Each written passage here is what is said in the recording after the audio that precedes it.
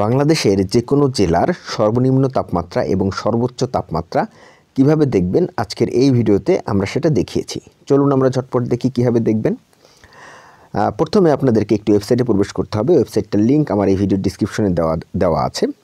সেখান থেকে আপনারা বাংলাদেশ আবহাওয়া অধিদপ্তরের ওয়েবসাইটে প্রবেশ করতে পারবেন। ওয়েবসাইটে প্রবেশ করার পরে এই জায়গাটিতে আপনারা চলে আসবেন। এখান থেকে আপনারা যে আমাদের ঢাকা লেখা আছে এই জায়গাটিতে আপনারা ক্লিক করবেন। আপনি যে বিভাগে অবস্থিত আপনি সেই বিভাগটা এখান থেকে সিলেক্ট করবেন। সিলেক্ট করার পরে আপনি সেই বিভাগের যে জেলাতে অবস্থিত সেই জেলা আপনি সিলেক্ট করবেন।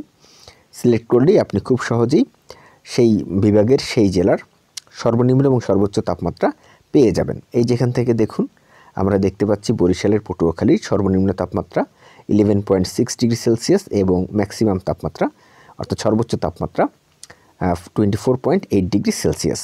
এরপর আমরা যদি এখান থেকে তারিখ পরিবর্তন করতে চাই তাহলে আমরা এখানে ক্লিক করব।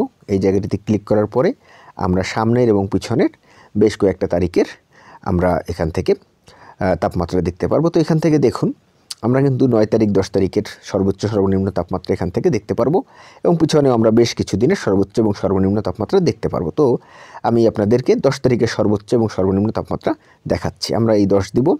এরপরে সেট বাটনে আমরা ক্লিক করব।